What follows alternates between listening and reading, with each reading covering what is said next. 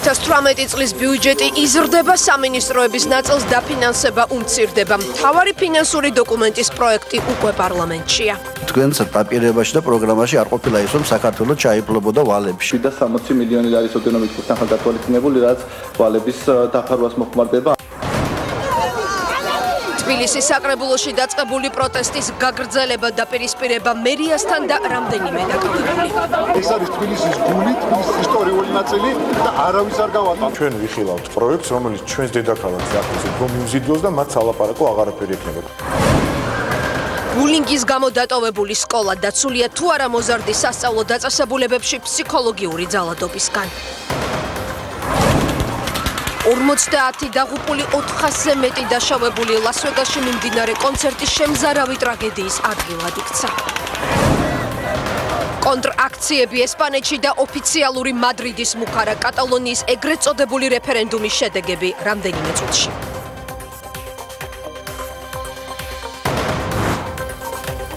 საღამო მშვიდობისა, თქვენ უყურებთ მოამბეს 20 საათზე დღის მთავარ თემებს. ჩემს კოლეგებთან ერთად მე თამთა სანიკიძე გაგაცნობთ. შემზარავი ტრაგედიით დასრულებული მუსიკალური ფესტივალი. ცოტა ხნის წინ ცნობილი ხდება, რომ ლას-ვეგასში დაღუპულთა რაოდენობა უკვე 58-მდე გაიზარდა. სასტუმროს წინ მომხდარი თავდასხმისთვის ტერაქტის კვალიფიკაცია ჯერ არ მიუნიჭებიათ, თუმცა მასზე პასუხისმგებლობა მსოფლიოს ყველაზე საშიშმა ტერორისტულმა ორგანიზაციამ, ეგრეთ წოდებულმა ისლამურმა სახელმწიფომ აიღო. თავდამსხმელი 64 წლის მამაკაცია სტეფენ პედოკი კონცერტზე შეკრებილებს სასტუმროს 32 სართულიდან დაესხა თავს. დაზარალებულებს შორის ერთი ქართველიცაა. ახლა პოლიცია იკვლევს, ყავდა თუ არა დამნაშავეს თანამსრახველი. ქალაქში, რომელიც ამერიკის შეერთებულ შტატებში გართობასთან ასოცირდება, დღეს გლოვაა. შეერაღებულმა მამაკაცმა მუსიკალურ ფესტივალზე შეკრებილ ხალხს სასტუმრო მენდელეი ბეის 32 სართულიდან ცეცხლი გაუხსნა და 58 ადამიანი მოკლა. 515 დაშავებულთაგან 10 ადამიანის მდგომარეობა მძიმეა. თვითმხილველები ყვებიან, რომ თავდამსხმელი ავტომატური იარაღიდან რამდენიმე წუთის განმავლობაში შეუჩერებლად ისროდა. ყველას ეგონა, რომ ფოიერვერკი იყო, მაგრამ რამდენიმე ადამიანი ძირს დაეცა და მივხვდით, რომ ეს სროლა იყო. როდესაც ის სროლას წყვეტდა, ხალხი გაქცევას ცდილობდა, მაგრამ ის კვლავ ხსნიდა ცეცხლს. გარშემო უამრავი გარდაცვლილი იყო. მოულოდნელად გავაცნობიერეთ, რომ ეს სროლის ხმა იყო. გაქცევა ვცადეთ. ჩემი ცოლი წაიქცა. მე მის წამოყენებას ვცდილობდი, როდესაც მოულოდნელად ჩემს გვერდით მდგომ ქალს ტყვია სახეში მოხვდა. ეს საშინელება იყო. სროლის დროს შემთხვევის ადგილზე რამდენიმე ქართველიც იმყოფებოდა. მოამბე ერთ-ერთ მათგანს ტელეფონით ესაუბრა. და კონცერტი და უკვე მთავრდებოდა არ ვიცი და მოხდა სროლა ისეთი რომ ერთი წუთი ალბათ გაუჩერებლი და მე მუშაობ რესტორანში და შემოვარდა ხალხი და ვერ გავიგეთ რა ხდებოდა. შემოვარდა და ნახე დაჭრილებს ზოგ ფეხში ზოგისა და მე ყველა გავიქეცი. თავდამსხმელი ადგილობრივი მცხოვრები 64 წლის სტეფენ პედოკია. მან პოლიციის მიერ სასტუმროს ოთახის შტურმის დროს თავი მოიკლა. თავდასხმაზე პასუხისმგებლობა ეგრეთ წოდებულმა ისლამურმა სახელმწიფომ აიღო, თუმცა ლას-ვეგასის პოლიცია აცხადებს, რომ პედოკს კრიმინალური წარსული და ტერორისტულ დაჯგუფებებთან კავშირი არ ჰქონია. სასტუმროს ნომერში, სადაც თავდამსხმელი იმყოფებოდა, დიდი რაოდენობით ცეცხლსასროლი იარაღი აღმოაჩინეს. გამძებლების ინფორმაციით მამაკაცი მარტო მოქმედებდა. ჩვენი მონაცემებით ნომერში პოლიციის შესვლამდე მამაკაცმა თავი მოიკლა, ჩხრეკა ამ დრომდე გრძელდება. ნომერში აღმოჩენილი 10-ზე მეტი ავტომატი. ამასთან ჩვენ დავადგინეთ ქალის ადგილსამყოფელი. ამ დროისთვის არსებული მონაცემებით ის ამ საქმეში არ მონაწილეობდა, თუმცა გამოძიება გრძელდება. ლას-ვეგასში მომხდარ ტრაგედიას გამოეხმაურა დონალდ ტრამპი. პრეზიდენტი ლას-ვეგასში 4 შაბათს გეგმავს ჩასვლა, სადაც ის დაღუპულთა ოჯახებს შეხვდება. ეს ჩვენ სევდამ შოკმა და გლოვამ გაგვაერთიანა. გასულ ღამე შეიარაღებულმა მამაკაცმა ლას-ვეგასში კანტრის მუსიკის ფესტივალზე ცეცხლი გახსნა. ეს იყო ბოროტების აქტი. უსაფრთხოების ფედერალური ბიურო და საშინაო უსაფრთხოების დეპარტამენტი თანამშრომლობენ ადგილობრივ ხელისუფლებასთან და გამოძიების მიმდინარეობის შესახებ ინფორმაციას მოგვაწვდიან. ლას ვეგასში მომხდარი ტრაგედია ამერიკის შეერთებული შტატების ისტორიაში ცეცხლსასროლი იარაღით მოწყობილ თავდასხმებს შორის ყველაზე სისხლიანია. მსგავსი ტრაგედია 2016 წლის ივნისში მოხდა, როდესაც ორლანდოს გეი კლუბში შეიარაღებულმა პირმა 49 ადამიანი მოკლა. მაშინაც თავდასხმაზე პასუხისმგებლობა ისლამურმა სახელმწიფომ აიღო. ლას ვეგასთან ერთად მსოფლიო ყურადღების ცენტრში რჩება კატალონიაც. ეგრეთ წოდებული რეფერენდუმის შემდეგ ესპანეთი კონტრაქციებმა მოიცვა. ავტონომიურ რეგიონში მოსახლეობის აზრი ორად გაიყო. ბოლო მონაცემებით ეგრეთ წოდებულ რეფერენდუმზე კატალონიის დამოუკიდებლობას ადგილობრივი მოსახლეობის თითქმის მესამედმა დაუჭირა მხარი. ოფიციალური მადრიდი პროცესს არაკონსტიტუციურად აცხადებს და კატალონიას ავტონომიის გაუქმებით ემუქრება. ახლა პროცესები რეგიონის პარლამენტში ინაცვლებს, სადაც უახლოეს დღეებში დამოუკიდებლობის ცალმხრივად გამოცხადება იგეგმება. ქეთი თუთბერიძე ბარსელონიდან. კატალონიის ავტონომიური მთავრობა ოფიციალურ მადრიდს ულტიმატუმს უყენებს გაიყვანოს ტერიტორიიდან ეროვნული გვარდია და ცენტრალური პოლიცია, რომელსაც ეგრეთ წოდებული რეფერენდუმის დღეს ძალადობის ესკალაციაში ადანაშაულებს. ამასთანავე კარლეს პუიჯდემონი მთელი მმართველი კოალიციის სახელით აცხადებს, რომ აუცილებელია ცენტრალურ მთავრობასთან დაპირისპირების ფონზე პროცესებში ჩაერთოს მესამე აქტორი, როგორც საერთაშორისო მედიატორი. მიუხედავად იმისა, რომ პუიჯდემონი ეგრეთ წოდებულ რეფერენდუმამდე რამდენიმე დღით ადრე აცხადებდა, რომ იგი გამორიცხავდა დამოუკიდებლობის ცალმხრივად გამოცხადების აუცილებლობას, დღეს იგი მზად არის ეს ნაბიჯი გადადგას. შვიდობით ესპანეთის სამეფომ გაუმარჯოს კატალონიას. ეს სლოგანი ბარსელონაში ბოლო 24 საათის განმავლობაში განსაკუთრებით ხშირად ისმის. ავტონომიური მთავრობის მეთაურმა კატალონიის დამოუკიდებლობის მხარდამჭერებს გამარჯვება მიულოცა. მთავრობის სახლთან თავმოყრილი მოქალაქეები კატალონიის ნაციონალურ სიმღერებს მღეროდნენ. ცოტა ხანში ხალხის მასას ქალაქების მერებიც შეუერთდნენ, რის შემდეგაც დახურულ კარს მიღმა მმართველმა კოალიციამ ევროპის რუკაზე ახალი სახელმწიფოს შექმნის პერსპექტივაზე მსჯელობა დაიწყო. ჩვენ ვითხოვთ სახელმწიფო პოლიციის გაყვანას კატალონიიდან, სწორედ რეპრესიული ქმედებების გამო, რომელიც მათ განახორციელეს. ჩვენ არ გვჭირდება სპეცრაზმი. ეს ჩვენი მოთხოვნაა. რაც შეეხება პოლიტიკურ პროცესს, აუცილებელია მესამე სუბიექტი, საერთაშორისო მედიატორი. ვითარების დასარეგულირებლად კი სპეცრაზმი უნდა გავიდეს ჩვენი ტერიტორიიდან და შეიქმნას მშვიდი ატმოსფერო. ეგრეთ წოდებულ რეფერენდუმზე საკუთარი პოზიცია 5,5 მილიონი ამომრჩევლიდან 2,26,000 კაცმა დააფიქსირა, რომელთა 90% თანახმაა კატალონია დამოუკიდებელ რესპუბლიკური წყობის სახელმწიფოდ ჩამოყალიბდეს. აქტივობის რიცხვი კატალონიის მთავრობამ რამდენჯერმე შეცვალა. თავდაპირველად 56% დაასახელა, საბოლოოდ კი 42. თუმცა კატალონიის დამოუკიდებლობის მომხრეებს შორის ბევრია ისეთი, ვისაც მომავალი აშინებს და მიიჩნევენ, რომ ცალკე სახელმწიფოდ ჩამოყალიბების პროცესი მტკივნეული და რთული იქნება. კატალონიერი ხალხის თითქმის ნახევარმა თქვა, რომ არ სურს ესპანეთის ნაწილი იყოს. მეც მათ შორის ვარ, თუმცა არის ბევრი პასუხგაუცემელი შეკითხვა, ბევრი სირთულე გადასალახი, ამიტომ არ მგონია, რომ ეს პროცესი უმტკივნეულოდ წარიმართოს. დამოუკიდებლობას მხოლოდ ჩვენ ვერ გამოვაცხადებთ.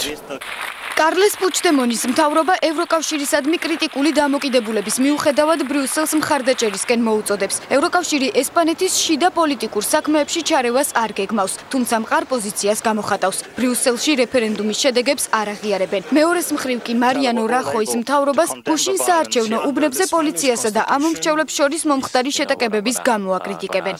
ესპანეთის კონსტიტუციის მიხედვით გუშინ კატალონიაში გამართული ხმის მიცემის პროცესი უკანონოა. ევროკომისია ენდობა ესპანეთის პრემიერის მარიანო რახოის მთავრობას, რომელსაც რთული პროცესის მართვა შეუძლია. ჩვენ მოუწოდებთ ყველა რელევანტურ მხარეს უარი თქვან კონფრონტაციაზე და სწრაფად დაუბრუნდნენ დიალოგის პროცესს. ძალადობა აღარასდროს უნდა იყოს პოლიტიკური ინსტრუმენტი. ჩვენ გვაქვს იმედი, რომ ბრიუსელი გაგებით მოეკიდება კატალონიაში მიმდინარე პროცესს და იმედი გვაქვს, რომ იმასაც გაითვალისწინებს, თუ რამდენად რთულ ვითარებაში იმყოფება კატალონიის მთავრობა და მოახდენენ შესაბამის რეაგირებას. ჩვენ ახლა მართლაც გვესაჭიროება ევროკავშირის თანადგომა და დარწმუნებული ვარ, რომ ევროკავშირი აუცილებლად ჩაერთვება ამ რთული ვითარების გადაჭრაში. ესპანეთის მთავრობა ეგრეთ წოდებულ რეფერენდუმს სახელმწიფო კონსტიტუციის შემლახველ ქმედებად აფასებს, რომელიც კანონმდებლობასთან კონფლიქტში მოდის. ოფიციალურმა მადრიდმა შესაძლოა ესპანეთის უახლოეს ისტორიაში პირველად 155 მუხლი აამოქმედოს, რაც კატალონიის ავტონომიის გაუქმებას გულისხმობს. კატალონიის დამოუკიდებლობის ეგრეთ წოდებული რეფერენდუმი კონფრონტაციის ფონზე მიმდინარეობდა. ჟირონასა და სხვა ქალაქებში, ასევე ბარსელონის გარეუბნებში სახელმწიფო პოლიციასა და დამოუკიდებლობის მომხრეებს შორის შეტაკებების შედეგად 800-ზე მეტი ადამიანი დაშავდა. რეგიონული მთავრობის ინფორმაციით ავტონომიის ტერიტორიაზე 2300 საარჩევნო უბნიდან პოლიციამ 300-ზე მეტი უბანი დახურა. ესპანეთის ხელისუფლება კი გაცილებით ნაკლებ ციფრს ასახელებს. უკვე რამდენიმე თვეა, რაც კატალონიაში მიმდინარე პროცესებს მადრიდსა და ბარსელონაში ესპანურ და კატალონიურ ენებზე რადიკალურად განსხვავებულად ყვებიან.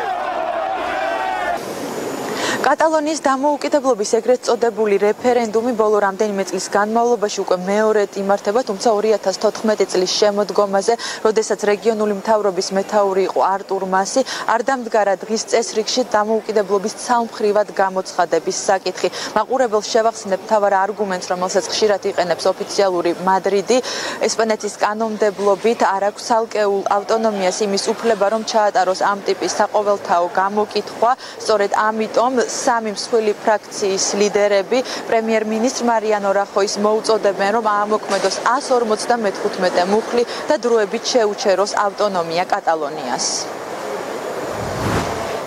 ეს იყო ქეთითი თუთბერიძე და ჩართვა ბარსელონიდან. ცხელწერტილში კიდევ ერთი პანკისელის დაღუპვაზე ვრცელდება ინფორმაცია. 19 წლის ისლამი კუშტანიშვილის ოჯახი დილიდან სამძიმარს იღებს. სოფელ დუმასტურის მკვიდრი ეგრეთ წოდებული ისლამური სახელმწიფოს რიგებში 2015 წლიდან იბრძოდა. როგორც ირკვევა, ის ჯერ კიდევ სკოლის მოსწავლე იყო, როცა სირიაში თანატოლთან ერთად გაემგზავრა. შეგახსენებთ, რომ ბოლო წლებში სირიაში პანკისის ხეობიდან წასული უკვე 26 ახალგაზრდა დაიღუპა. ეშმაკობა არ ჰქონდა, ჭკვიანი იყო, კარგი იყო, მეზობლებშიც აი პატარაც ხო იყო, ძალიან კაი ბავშვი იყო. დღეს ამათ გაიგეს და ჩვენც მაგათა ღრიალი გავიგეთ, ჩავედით და დღეს გავიგეთო გვითხრა. დღის სხვა თემები. თბილისის საკრებულოში 3 დღის წინ დაწყებულმა პროტესტმა მერიასთან გადაინაცვლა. ნაციონალური მოძრაობის ლიდერები დედაქალაქის მერს პარასკევს დამტკიცებული ორი საკითხის შეჩერებას თხოვენ. შარტავას ქუჩაზე გამართული ხმაურიანი აქცია რამდენიმე ადამიანის დაკავებით დასრულდა. მანამდე კი იყო მერიის შენობაში შესვლის მცდელობა, რაც ადგილზე მობილიზებულმა სამართალდამცავებმა აღკვეთეს.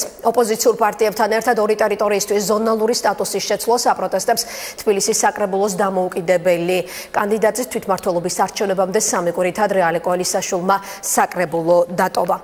ლიკა ალელიშვილი გვეტყვის, რა გაგრძელება მოხდა დღეს პარასკევს გამართულ ხმაურიან სხდომას. ლიკა დიახთამთა პარასკევს გამართულ ხმაურიან სხდომას და სწორედ საკრებულოს მიერ მიიღებულ გადაწყვეტილებას პროტესტი მოჰყვა ერთიანი ნაციონალური მოძრაობის მხრიდან. ისინი შეიკრიბნენ დედაქალაქის მერიასთან, ისინი მოითხოვდნენ დავით ნარმანიასთან და მერიის სხვა მაღალჩინოსნებთან შეხვედრას და როგორც თავად ამბობდნენ, მათ სურდათ მიეღოთ ახსნა განმარტება მერიის მაღალჩინოსნებისგან, თუ რატომ არ მოახდინა საკრებულოს გადაწყვეტილებაზე რეაგირება დედაქალაქის მერიამ. ნაციონალური მოძრაობის წევრებმა სცადეს მერიაში შეჭრა, თუმცა იქ მყოფმა სამართალდამცველებმა ნაციონალური მოძრაობის წევრებსა და მხარდამჭერებს ამის უფლება არ მისცეს. ამის შემდეგ ნაციონალური მოძრაობის წევრებმა უკვე გზის გადაკეტვას სცადეს და შედეგად დედაქალაქის მერიის მიმდებარე ტერიტორიაზე არსებული ქუჩა, შარტავას ქუჩა, სრულად პარალიზებული იყო. მას მოძრაობა აიკრძალა რამდენიმე საათის განმავლობაში, ვერ ხერხდებოდა მოძრაობა. ამის შემდეგ სამართალდამცველებმა უკვე დაიწყეს აქციის მონაწილეების გზის სავალი ტერიტორიიდან გადაყვანა, რასაც უკვე დაპირისპირება მოჰყვა აქციის მონაწილეებსა და სამართალდამცველებს შორის, როგორც სიტყვიერი, ასევე ფიზიკური. შედეგად კი შინაგან საქმეთა სამინისტროს მიერ გავრცელებული ბოლო ინფორმაციით დაკავებულია აქციის მონაწილე ჯამში სულ 6 პირი, რომლებიც დაკავებულები არიან ადმინისტრაციულ სამართალდარღვევათა კოდექსის 166 და 173 მუხლებით, რაც პოლიციისთვის წინააღმდეგობის გაწევას გულისხმობს. ამის შემდეგ, რაც რამდენიმე დაპირისპირება მოხდა მერიის წინ და მიმდებარე ტერიტორიაზე, ნაციონალური მოძრაობის ლიდერებმა მიიღეს გადაწყვეტილება და აქცია დღეს უკვე დაიშალა.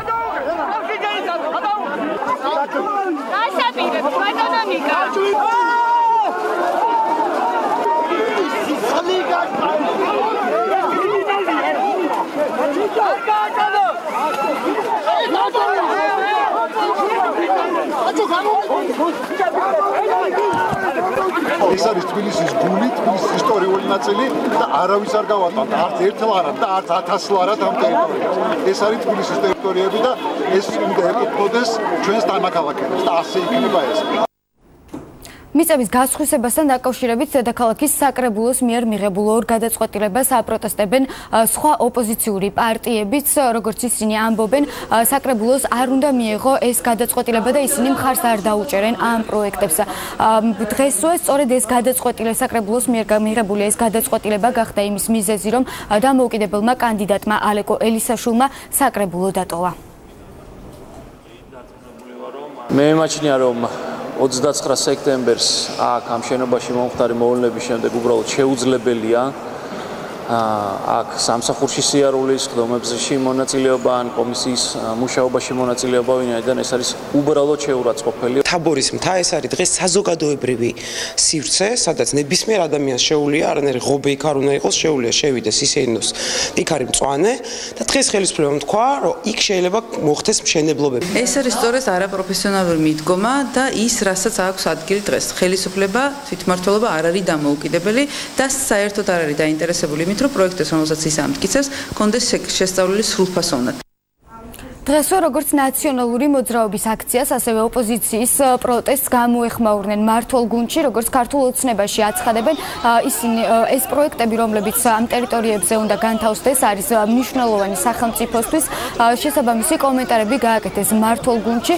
კიდევ ერთი კომენტარი გააკეთა ქართული ოცნების ერთ-ერთმა ლიდერმა მამუკა მდინარაძემ, რომელიც ნაციონალური მოძრაობის აქციას გამოეხმაურა, როგორც მდინარაძემ აღნიშნა, ოპოზიცია მოკლე გეგმებით სარგებლობს, რაც დიდი შეცდომაა მისი აზრით.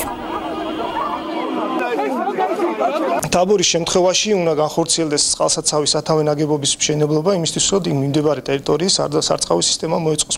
მხოლოდ ამის გამო მოხდა საკრებულოში ზონირების ცვლილების გატანა განსახილველად. შეცდომას ამასთან დაკავშირებით უშვებს ოპოზიცია, იმიტომ რომ მათ აქვს მოკლევადიანი გათვლები, იქიდან გამომდინარე, რომ ძალიან მალე ჩვენ ვიხილავთ პროექტს, რომელიც ჩვენს დედაქალაქს ახდენს უფრო მიმზიდველს და მათ სალაპარაკო აღარაფერი ექნება. აქედან გამომდინარე, ჩვენ შეგვიძლია მხოლოდ მათ შეცდომებზე ვილაპარაკოთ და მათ მოკლევადიან გათვლებს. როგორც უკვე გითხარით, ერთიანი ნაციონალური მოძრაობის აქცია დედაქალაქის მერიასთან უკვე დასრულებულია. ლიდერებმა აქციის დასრულების შემდეგ განაცხადეს, რომ ისინი მართავენ კონსულტაციებს და ცოტა ხანში უკვე სპეციალურ განცხადებას გაავრცელებენ. გმადლობთ, ეს იყო ლიკა ალელიშვილი. და ახლა უფრო ვრცლად პროექტებზე, რომლებიც მეოთხე დღეა პოლიტიკური დაპირისპირების თემა. საუბარია პუშკინის სკვერთან მდებარე 1900 კვადრატული მეტრის ტერიტორიაზე და თაბორის მთაზე 4500-მდე კვადრატული მეტრის ფართზე, რომლებსაც საკრებულოს გადაწყვეტილებით ზონალური სტატუსი შეეცვალათ. პირველ შემთხვევაში მიწისქვეშა პარკინგის მოწყობა იგეგმება. თაბორის მთაზე კი რეკრეაციული ზონის მოსარწყავად დამატებითი საირიგაციო სისტემა უნდა განთავსდეს. სამუშაოების დამკვეთი თანა ინვესტირების ფონდია, რომელიც ორივე პროექტს პანორამა თბილისის ფარგლებში ახორციელებს. ოპოზიციის განცხადებების შემდეგ განმარტებას აკეთებს ბოტანიკური ბაღის ადმინისტრაციაც. დირექტორი ხას უსვამს, რომ თაბორის მთაზე დაგეგმილი სამუშაოები ბაღის ტერიტორიასთან არანაირ კავშირშია. ეს არის სრული გეოლოგიური დასკვნა, რომელიც არის გაკეთებული უშუალოდ ჩვენი პროექტისათვის პუშკინის სკვერის მიმდებარე ტერიტორია, რომელშიც შედის ის ლოკაცია, სადაც მათ შორის, რა თქმა უნდა, ეს განუყოფელია მომიჯნავე ნაწილებია. გეოლოგია ეს არ არის რაღაც განყენებული მხოლოდ ერთი კონკრეტული კვადრატული მეტრისთვის. აი ეს არის ასევე პროცედურით გათვალისწინებული შესაბამისი გეოლოგიური დასკვნის საექსპერტო დასკვნა. წინასაარჩევნო, ასე ვთქვათ, პერიოდი არის. ცდილობენ ჩვენი ოპონენტები ფულების დაწერას ერთი, მაგრამ მეორე რომ ტყუილებია ეს ყველაფერი და ტყუილზე დაწერილი ქულა რანაირი ქულა არის. თანაინვესტირების ფონდის საბჭოს გენერალური დირექტორი ირაკლი ქარსელაძე იმ დოკუმენტებს გვიჩვენებს, რომელთა საფუძველზეც ფონდს როგორც დამკვეთს თავისუფლების მოედანზე სასტუმროს მშენებლობისა და მიწისქვეშა პარკირების მოწყობის უფლება ჯერ კიდევ 2015 წელს მიეცა. ირაკლი ქარსელაძის თქმით, მშენებლობის მომიჯნავედ 1900 კვადრატული მეტრი, რომელსაც ზონალური სტატუსი რამდენიმე დღის წინ შეეცვალა, მათ მიერ გაკეთებული გეოლოგიური დასკვნის არეალშია. თუმცა საჭიროების შემთხვევაში ისინი მზად არიან დამატებითი ნებართვებიც მოიპოვონ. პროექტის ავტორები ამბობენ, რომ მშენებარე პარკინგის სივრცე ორჯერ აღემატება სასტუმროსთვის საჭირო მანქანების რაოდენობას და დამატებითი ავტოსადგომიც სასტუმროს კუთვნილი ტერიტორიის მსგავსად საზოგადო მოხმარებისთვის იქნება განკუთვნილი. ადგილის ერთლარად გადაცემას კი ინვესტორი მილიონი ლარის დახარჯვის სანაცვლად ითხოვს. სწორედ შესაბამისი დოკუმენტების არარსებობა იყო იმ ხმაურისა და პოლიტიკური განცხადებების მიზეზი, რის გამოც ოპოზიცია პარასკევს საკრებულოს ხდომის ჩაშლას აპირებდა. შენობასა და ამ კონკრეტულ მდებარეობას, რომელზეც ეხლა არის საუბარი ზონის შესვლა, რომლისიც მოხდა, ამათ შორის ტერიტორია უკვე დაწყებულია მიწისქვეშა ავტოსადგომის შენობა. ანუ გათხრები განხორციელებული არის. ავტოსადგომები ყველა რომელიც კი მოეწყობა ჩვენი კომპლექსის ფარგლებში არის საზოგადოებრივი დანიშნულების. ცოტა უფრო მეც თუ მოусმენენ შესაბამისი პროექტის არქიტექტორის და კომპანიის წარმომადგენლებს, რომლებსაც არანაირი საშუალება არ მიეცათ გაეზიარებათ ის დეტალები, რომლებზეც მე თქვენთან საუბრობ. ამიტომ არის აბსოლუტურად გაუგებარი აჟიოტაჟი ამ ყველაფერთან ერთად ატეხილი. პუშკინის სკვერზე მდებარე სასტუმრო საბაგიროებით ნარიყალასა და თაბორის მთის კომპლექსს დაუკავშირდება. თაბორის მთაზე 40 ჰექტარზე რეკრეაციულ გასართობის სივრცის მოწყობა თანაინვესტირების ფონდის კიდევ ერთი პროექტია. თუ არ შევადარებთ დაცულ ტერიტორიებს, რომელიც აბსოლუტურად სხვა დანიშნულების არის, დედაქალაქის ფარგლებში ჩვენ მივიღებთ ყველაზე მწვანე სივრცე სცენარეებით, ბალახით, ბუჩქებით და შესაბამისი სარეკრეაციო ინფრასტრუქტურით, გზებით, ველობილიკებით, სასეირნო ადგილებით, ხელოვნური ტბით და აქამდე თუ იქ იყო ხრიოკი და არაფერი არ ხდებოდა და სახეზე გვაქვს სავალალო მდგომარეობაში მყოფი მწვანე საფარი. ჩვენ გვექნება აბსოლუტურად მწვანე რეკრეაცია. თანაინვესტირების ფონდში ამბობენ, რომ თაბორის კლიმატისა და პირობების გათვალისწინებით უკვე შეკვეთილია 804 ხე, რომლის დარგვაც უახლოეს პერიოდში დაიწყება. კომპანია ტერიტორიის გასამწვანებლად დამატებით 3000 ხის შეძენასაც გეგმავს. იმისთვის, რომ რეკრეაციული სივრცე და იქ განთავსებული გოლფის მოედნები მოირწყას, რთული რელიეფური ადგილმდებარეობიდან გამომდინარე საირიგაციო სისტემის განთავსებისთვის დამატებითი ადგილის ათვისება გახდა საჭირო. სწორედ ამიტომ კომპანია მერიას თაბორი რესურსისთვის განსაზღვრული 40 ჰექტარის მომიჯნავედ 4433 კვადრატული მეტრი მიწისთვის ზონალური სტატუსის შეცვლა მოსთხოვა. ეს ის მეორე ცვლილება იყო, რაც ოპოზიციის მწვავე კრიტიკის საბაბი გახდა. იმისათვის რომ 400.000 მოირწყოს, ყველა ხე, ყველა ბუჩქი, ყველა მინდორი, რომელიც იქ მოეწყობა, აი ეს რომ მოეწყოს და იყოს შესაბამისი სახით, სადრენაჟო და საირიგაციო სისტემების დაბოლოება უნდა იყოს აი ამ ნაკვეთის ბოლოში. შესაბამისი პროექტის აღსრულების მიზნით დაგვჭირდა დამატებით აი ეს ტერიტორია რომ აგვეღო და შესაბამისად ნებისმიერი სხვა სახის ინფორმაცია ეს არის მხოლოდ და მხოლოდ ფაქტების დამახინჯება, შეცდომაში შეყვანა საზოგადოების და ტყუილის თქმა. თაბორის მთაზე დამატებით 4433 კვადრატულ მეტრს ლანდშაფტურ რეკრეაციულის ნაცვლად ლანდშაფტური სტატუსი ექნება.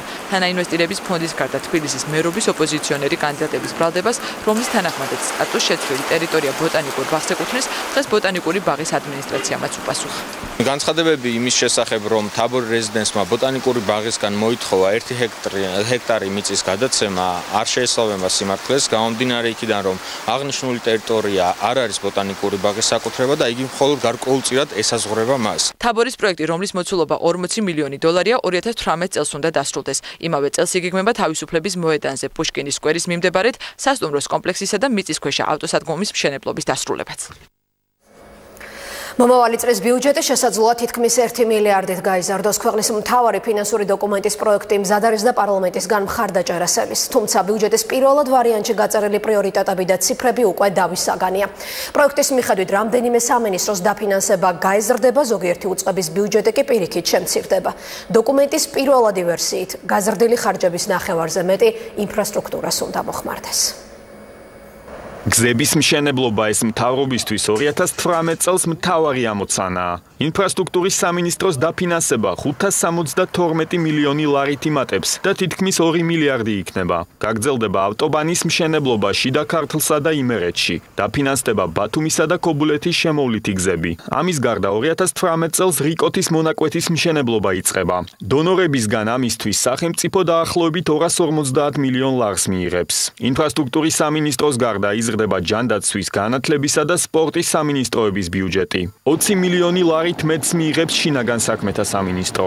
უკვე ცნობილია, რომ ამ თანხით უწყება სახანძრო სამაშველო ტექნიკა შეიძენს. 2017-თან შედარებით კლება ეკონომიკისა და თავდაცვის სამინისტროების დაფინანსებაში. ეს მიმდინარე პროექტების დასრულებას უკავშირდება. 2017 წლის ფარგლებში საჰაერო თავდაცვის ეგრეთ წოდებული ფრანგული პროექტის ფარგლებში გათვალისწინებული იყო 78 მილიონი, რომლის ათვისებაც სრულად განხორციელდა და აღნიშნული პროექტი ემსახურებოდა თავის მიზნებს.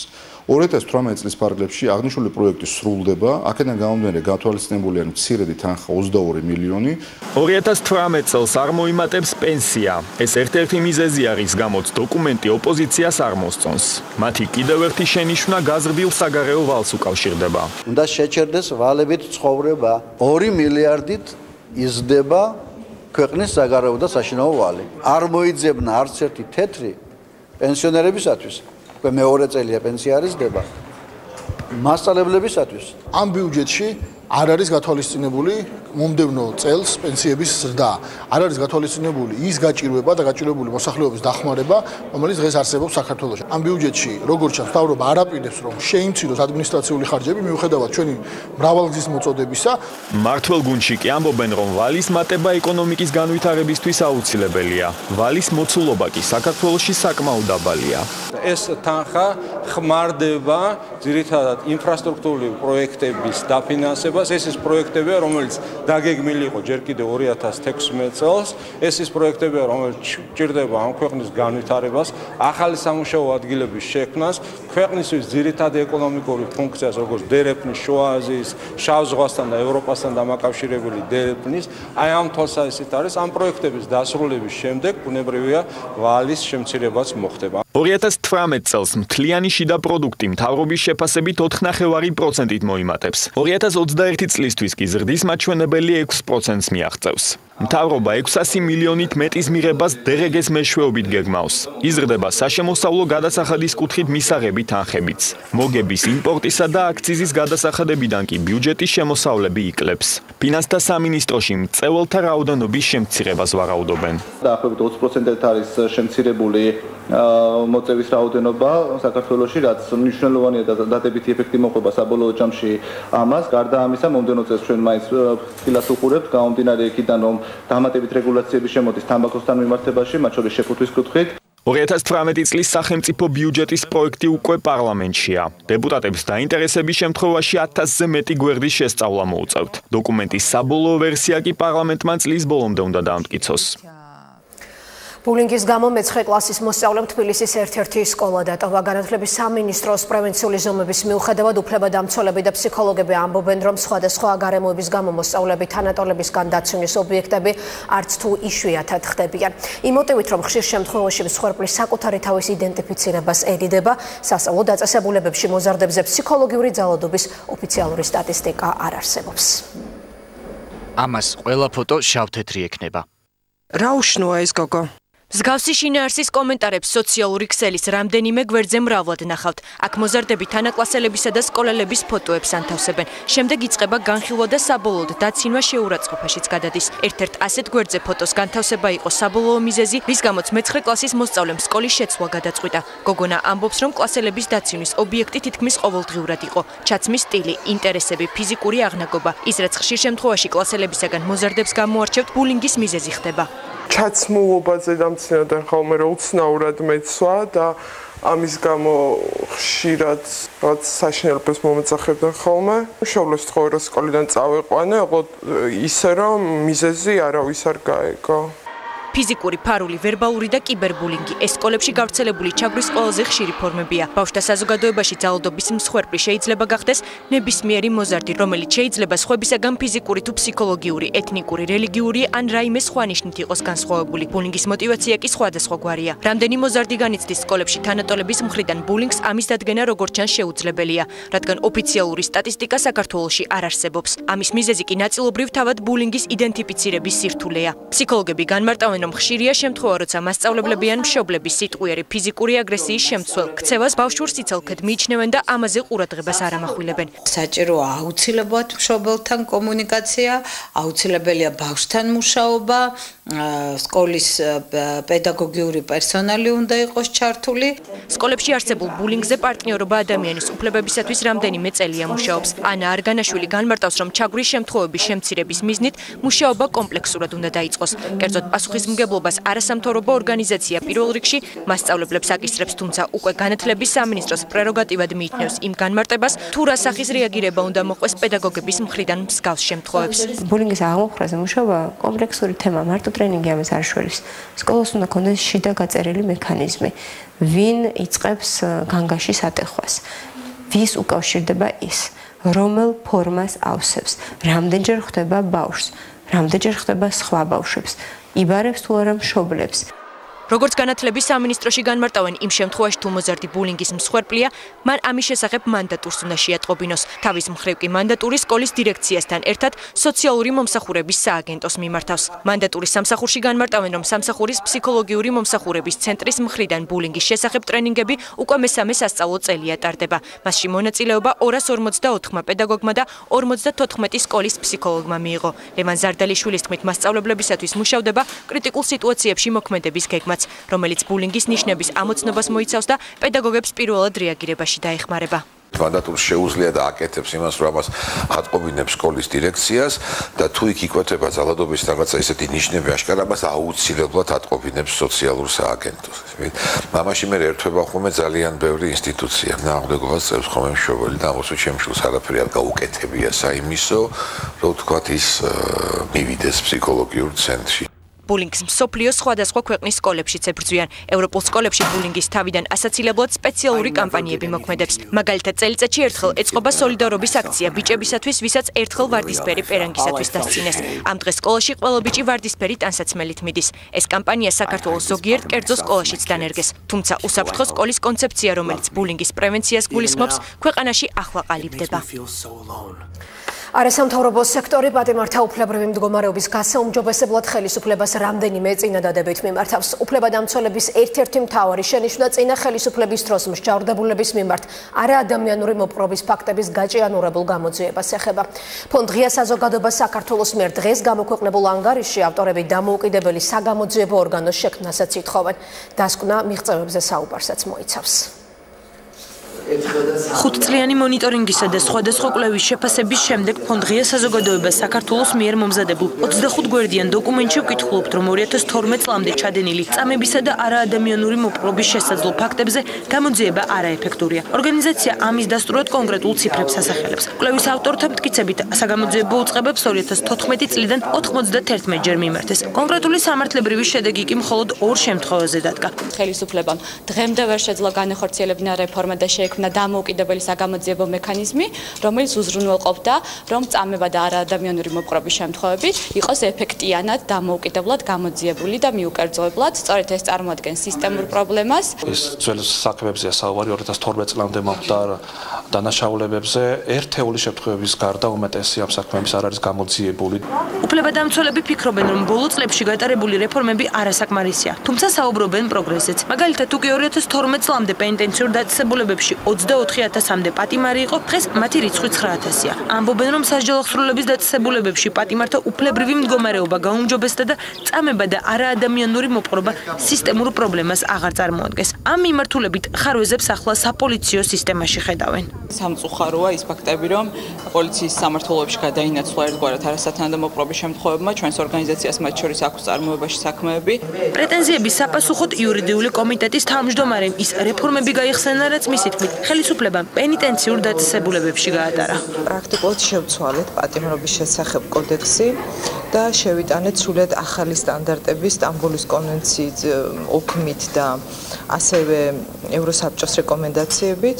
დოკუმენტში შენიშვნები ჯანდაცვასაც ეხება. წერია, რომ პენიტენციურ დაწესებულებაში ექიმს არ აქვს შესაძლებლობა პირდაპირ წესით მიმართოს საგამოძიებო ორგანოს მასში, როდესაც შესაძლო ადგილი ჰქონდეს წამების ფაქტს. კანონის მიხედვით პირველ ეტაპზე ციხეში პირველად შეყვანისას ექიმს აქვს ამის ვალდებულება. შემდგომ შემთხვევებისას ამ ვალდებულებას უკვე მინისტრის 2016 წლის ბრძანება არეგულირებს, რაც მესამე სექტორისთვის არასაკმარისია. ისინი მიიჩნევენ, რომ ყველა შემთხვევა კანონით უნდა დარეგულირდეს და ეს ბრძანებაც პატიმრობის შესახებ კოდექსში აისახოს. მას აქვს სპეციალური ფორმა, რომელიც უნდა შეავსოს, ასევე უფლება აქვს, რომ ფოტოგადაღება განახორციელოს შესაძლო დაზიანების და ამის შემდეგ იგი ვალდებულია მიმართოს საგამოძიებო ორგანოებში. საერთო ჯამში დოკუმენტში ყველაზე დიდი ადგილი რეკომენდაციებს ეთმობა, მათ შორის პირველი და მთავარია საერთაშორისო სტანდარტების ციხე, სადაც ადმინისტრაციული წესით დაკავებული პირები პატიმრობას მოიხდიან. სავარაუდო წამების შემთხვევისას ექიმს კანონით უნდა დაევალოს პირდაპირ წესით მიმართოს საგამოძიებო უწყებას. გაიზარდოს დაზარალებულთა უფლებები, დანაშაულის კვალიფიკაციის მიუხედავად პირს ჰქონდეს უფლება გაასაჩუროს გამოძიების შეწყვეტის გადაწყვეტილება. მთავარ გამოწვევად კვლავ ეფექტური გამოძიება რჩება. მიუხედავად იმისა, რომ იურიდიული კომიტეტის თავმჯდომარის ინფორმაციით 2012 წლის შემდეგ წამებისა და არაადამიანური მოპყრობის ბრალდებით 200-მდე ყოფილი საჯარო მოხელე გასამართლდა და ამჟამად ძიებაშია 300-ზე მეტი საქმე. გენერალური აუდიტორი მზადა უწყებაში მომხდარ საკადრო ცვლილებებზე სასაუბროდ მესამე სექტორს შეხვდეს. აუდიტის სამსახურის ხელმძღვანელს ორი ახალი მოადგილე ჰყავს. თანამდებობები დატოვეს ნინო ლომჯარიამ და დევი ვებხვაძემ, რომლებიც ეკატერინე ღაძაძემ და დავით გოგიჩაიშვილმა შეცვალეს. პოსტს ისევ ინარჩუნებს ნოდარ ჯავახიშვილი, რომელიც აუდიტის სამსახურის ხელმძღვანელის მოადგილედ 2016 წლის დეკემბრიდან მუშაობს. ირაკლი მექვაბიშვილის თქმით, მას არავის გათავისუფლებაზე მოუწერია ხელი, რადგან მოადგილეები უფლებამოსილებას გენერალური აუდიტორის წარდგენისთანავე კარგავენ. მაკონტროლებელი უწყების პირველმა პირმა განმარტება ნოდარ ჯავახიშვილზეც გააკეთა და მის პროფესიონალიზმზე ისაუბრა.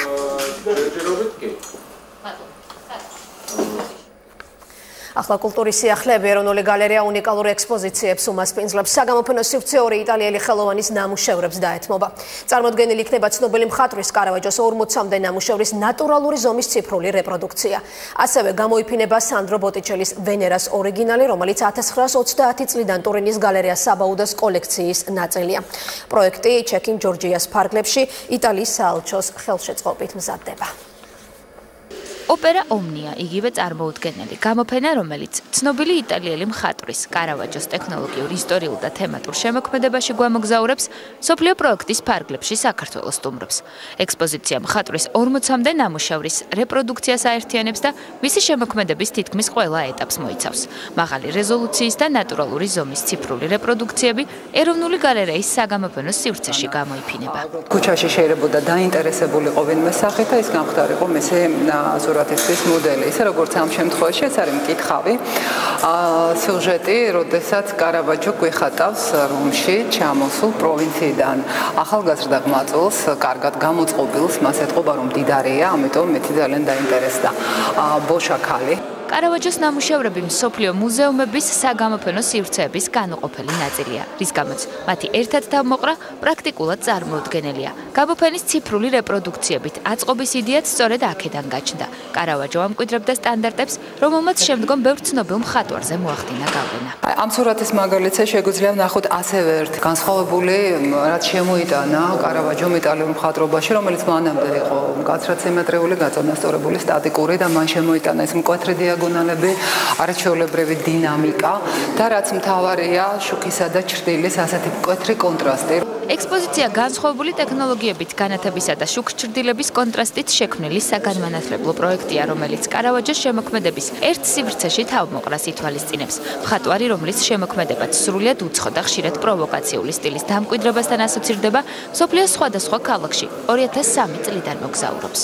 ეს გამოფენა საშუალებას იძლევა მაღალი ტექნოლოგიური ნიუანსებით წარმოადგინოს ნამუშევრების თითოეული დეტალი. ზოგჯერ უკეთესადაც ვიდრე ამის საშუალება, უფრო ჩაბნელებულ რომელიმე ეკლესიაში, სადაც ნათდება ნამუშევარი მისი შენახვის მიზნით მხოლოდ რამდენიმე წუთით. აქ კი წარმოდგენილია კედლის მხატვრობის ის ნიმუშებიც, რომლებიც უკეთესად ახმადია ვიდრე ორიგინალში. კარავაჯოს შემოქმედებასთან ერთად ეროვნული გალერეის საგამოფენო დარბაზში კიდევ ერთი უნიკალური ექსპონატი ტურინის გალერეა საბაუდაში დაცული სანდრო ბოტიჩელის ვენერა გამოიფინება, რომელსაც საქართველოში ხვალ ჩამოიტანენ. გამოფენა, რომელსაც სახელწოდება უნივერსალური ღირებულებები ბოტიჩელის ილამაზე, კარავაჯოს სინათლე ეწოდება, პროექტის ჩეკინ ჯორჯიას ფარგლებში იმართება. ორი იტალიური გამოფენა ეროვნული გალერეის საგამოფენო სივრცეში 5 ოქტომბრიდან 29 ნოემბრის ჩათვლით იქნება წარმოდგენილი, რის შემდეგაც მოგზაურობას კვლავ მსოფლიოს სხვადასხვა ქალაქში განაგრძობს. და გამშვებას ტრადიციულად წინასაარჩევნო აქტივობებით დავასრულებთ. მერობისა და საკრებულოს მაჟორიტარობის კანდიდატთა დღევანდელ შეხვედრებს ეკა კოპალიანი ადევნებდა თვალს.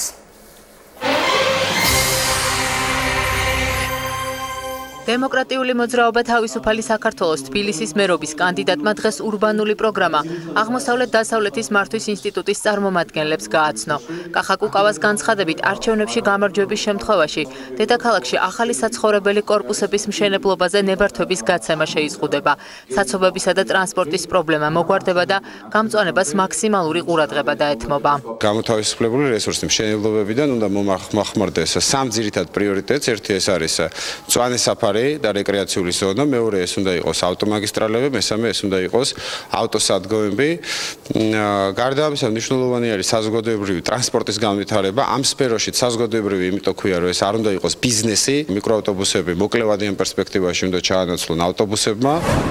ერთობა ახალი საქართველოს თბილისის მერობის კანდიდატი საკუთარი საარჩევნო პროგრამის ერთ-ერთ მთავარ პრიორიტეტად ტექნოლოგიების განვითარებას ასახელებს.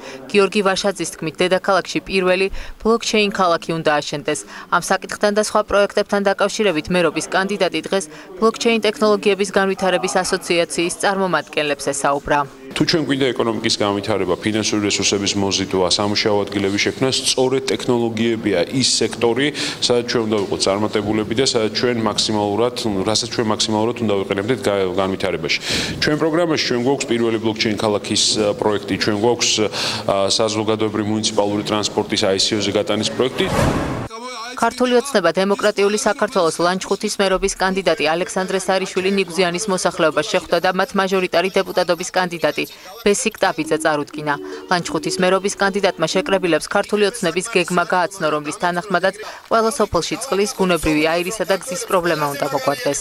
ყველა ის გამოწვევა, რაც სოფელ ნიგზიანის მოსახლეობას აწუხებს, ეს იქნება ინფრასტრუქტურული პრობლემები, სოციალური ფონი, წყალმომარაგება, გაზიფიცირება, ბაღები, თუ ყველა ის პრობლემა, რაც მოსახლეობის წინაშე დგას, ვეცდებით, რომ მომდევნო 4 წლის განმავლობაში მაქსიმალურად იქნათ მოგვარებული. ყველა ამ პრობლემას შევთანხმდით, რომ მოსახლეობის მაქსიმალური ჩართულობით და მათთან კომუნიკაციით იქნება გაკეთებული. საარჩევნო ბლოკი ბაქრაძე უგულავა ევროპული საქართველოს თბილისის მერობის კანდიდატი ელენე ხოშტარია ტოლენჯის ქუჩის მაცხოვრებლებს შეხვდა. მოქალაქეებმა შეხვედრისას განაცხადეს, რომ არაერთხელ, მაგრამ უშედეგოდ მოითხოვეს მათ საცხოვრებელ სახლებთან ახლოს მდებარე სკვერის მოწესრიგება. ელენე ხოშტარია მოსახლეობას ამ საკითხით დაინტერესებას დაპირდა. წლების განმავლობაში უბრალოდ მიაგდეს, არ მიხედეს და ფაქტიურად ძალიან ცოტა ხანში თავიდან იქნება გასაკეთებელი. აი ეს არის კლასიკურად როგორ არასწორად იხარჯება ფული, როდესაც რაღაცა შეგიძლია მოუარო და ბევრად ნაკლები გიჯდება, სიმართლე უნდა უთხრათ ადამიანებს. ამ სკვერის მოვლის ფული ქალაქის ბიუჯეტში ნამდვილად არის და 4 წლის განმავლობაში წარმოუდგენელია, რომ ამის ფული ვერ გამოიმართება.